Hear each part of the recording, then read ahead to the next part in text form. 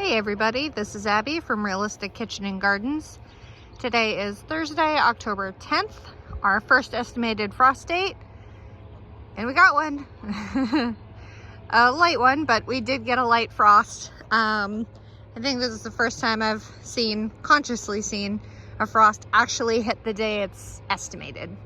So we start with saying hi to the geese because they're gonna scream throughout the video. No, we definitely got a frost. I'm like, maybe not, because the thermostat read 36, or a thermometer. I didn't believe it. I don't know why I didn't believe it, because you can definitely tell here. So, the only thing that's in the garden, just to start your nerves, the only thing that's in the garden that cares about a frost is the fennel. So, we should be okay. I'm not going to be touching a lot of stuff because it's cold. So there. Here is jade Brussels sprouts. They're starting to put out the little armpit things for the actual Brussels sprouts. Carrying on. And then here is 3 plants of Varroa cabbage. These are looking pretty good. Some cabbages are frost hardy. Some cabbages are not. So we're gonna have to see who handles what. It's gonna be cold. It's not like this is a one-off. It's, you know, it is one of the cooler days, but I'm not sure if we're gonna get consecutive frosts from now on. But here's Tiara. There's 6 Tiara. Almost a tried and true variety for me. They did pretty well, so we'll see how they do. And then look at that frost. It's so beautiful. Cold. Yeah, this doesn't care. This plant feels fine. And then the last 3 are Pixie Baby. It's supposed to be a very small container variety of cabbage. And then here are Hestia Brussels sprouts, which are also starting to get their little tiny nubs. From the date of transplant, neither Brussels sprouts will be harvested until at least November. So don't get your hopes up. I did get them last year. I was about on the same pace, and my very first harvest was Thanksgiving. So we'll see how it goes. Peas have long been dead. I should really pull these in so they don't just keep getting weathered on. Little patch and bee of lettuce. Only one variety of lettuce came up, and I'm pretty sure it's Butter Crunch. It's either Butter Crunch or Landis, I'm not sure. And then all this is that wild variety of chives. And then in amongst all the chives is Longsdale Bloomsdale Longstanding Spinach. I promise I've had coffee, just not a lot. And then blue ribbon broccoli, which I'm a little surprised hasn't headed yet, but they're getting there. I think they're starting to. There's 5 or 6. No, 5. There's 5. And then here is Bravado broccoli, also a heading type. Not quite as, it's more of a heirloom type, slower pace one. Winter Lansing kale, made for this type of weather. This plant for some reason decides it needs to grow along the ground. But this one's doing pretty good. There's a few harlequin bugs. I don't know how cold hardy harlequin bugs are. I need to look at them a little more closely. And then these are the very cold hardy burgundy sprouting broccoli. So they produce small sprouts that are a little purpley. For some reason, all of these want to lay down. I don't know if it was because they had wind protection on them for so long, or they don't like the ground, or what. But They did this a little bit last year in last year's garden, but and then here's all the cauliflower.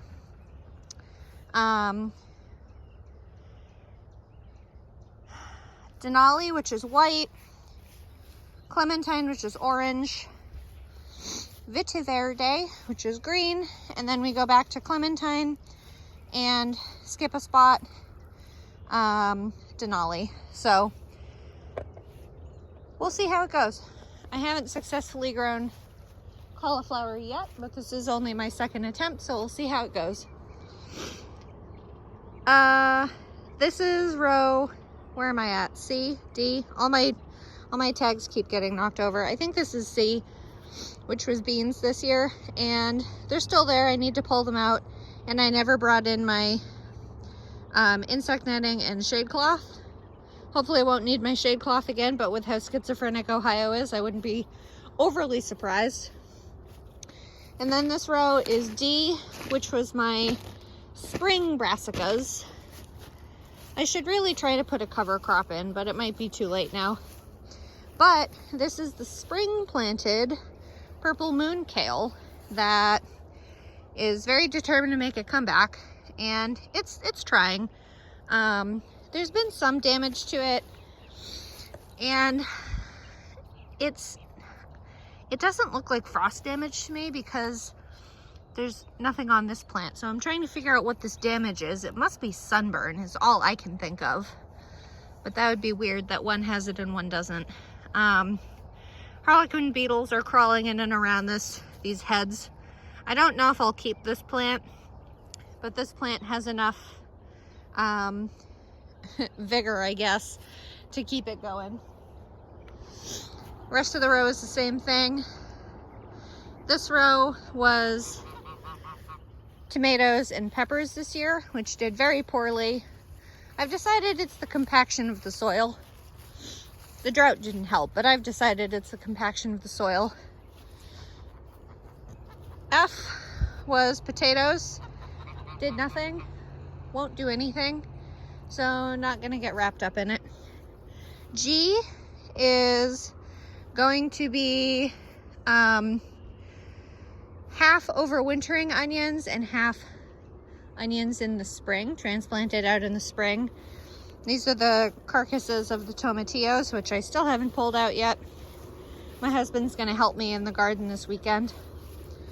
I'll probably cover this side. I'll mow it down flat and cover it with cardboard so it can overwinter. And then I'll pull the cardboard off this side and cultivate that side. Division of labor, path of least resistance, blah, blah, blah. Utah tall celery is okay. I mean, it's trying.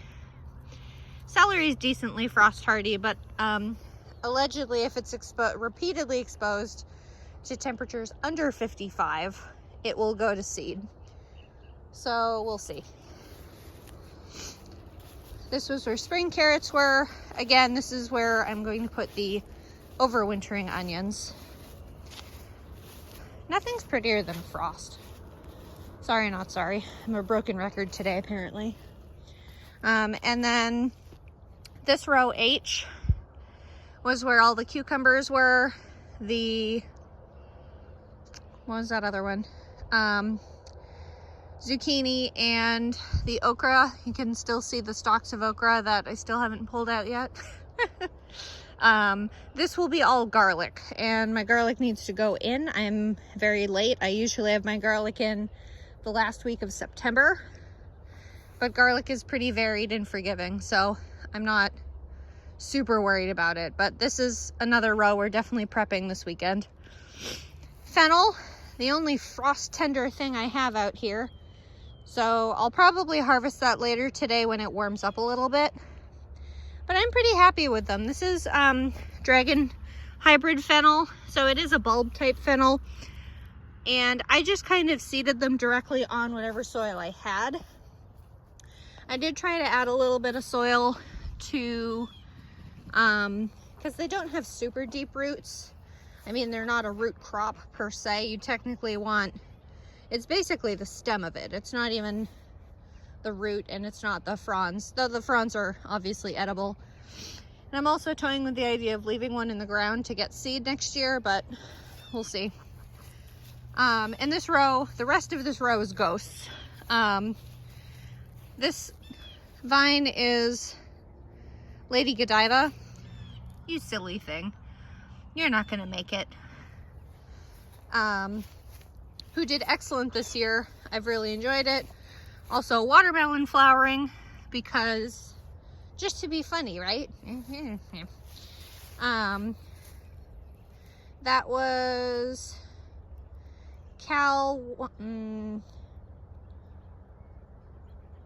Bush Cal Wonder or something like that. Bush type watermelon, Cal variety. Cal for California, obviously. Marigolds are still hanging on, though they're finishing up. Asters, some type of wild asters that came up, and I'm fine with them being there. The bees love them. And these are the seeds of Cosmos, the little ladybirds Cosmos, which I did enjoy, but I don't know if I'll keep them. There's that one random squash that might very well be a sweet nut, which would be really funny. I'll have to bring that in today, assuming it's not mushy. Gourds and squashes are frost tender. The plants obviously are, but the fruit is too. They'll go really mushy. It's kind of like if you accidentally freeze a tomato or something. It's just loses all structure to them. The wild patch that was, mostly it was climbing honey nut. These beauties are still hanging on. This is another of the little ladybirds. Here's one squash that I need to bring in, climbing honey nut, and then there's the other. I had been waiting to see if they would ripen on the vine, and then I was surprised by a frost. I trusted the weather app to tell me if it was going to frost or not. I'm so funny. This patch, as usual, was originally supposed to be parsnips. They never germinated. And then this little patch here is dill, Thalia dill, loving life, though probably needs some water, not counting the frost. Dill and cilantro are very, very cold hardy. They do not do well with the heat. So I don't have any cilantro right now. I should really try to grow some. And then the carrots are still working their way along. I think today is officially tongue-tied this morning, 75 days since they germinated, but that doesn't mean they're actually ready to harvest, since they can take 7 to 21 days to actually germinate. So I usually go by what the plant looks like. So I am expecting these carrots to be a bit small because of how dry it was, how compacted the soil is, just because it's still mostly clay. But I will say that I know all the old cartoons say don't judge a carrot by its greenery, but I think you do judge it by its greenery. The bigger the foliage, the more apt the root is to be mature, and this is definitely one of the largest ones. If you can see it, I'm not going to pull it, but I'll probably wait for a rain or a water right before I come out and harvest. Another nice one. So it's easier to pull them out of the ground, because when the soil is soft, you do your work. So again, I'll harvest those fennel, and everything else is fine. Allegedly, carrots do better after they've been hit with a light frost. You can even see that carrot from here. Look at that. I love it. These are all Bolero Nantes, or Nantes type. Variety is Bolero. I've always tried Nantes types because they're supposed to be pretty hardy for heavy soil. So we'll see. But that's about it. The cold has come. But it's not even the cold that necessarily slows everything down. It's the short days that slow things down. So I'll look next week to see if it's worth showing you guys a tour. So there's that. Anyway, if you like this kind of stuff, please like, comment, and subscribe for more, and follow along on my Facebook page, Realistic Kitchen and Gardens. Thanks. Bye.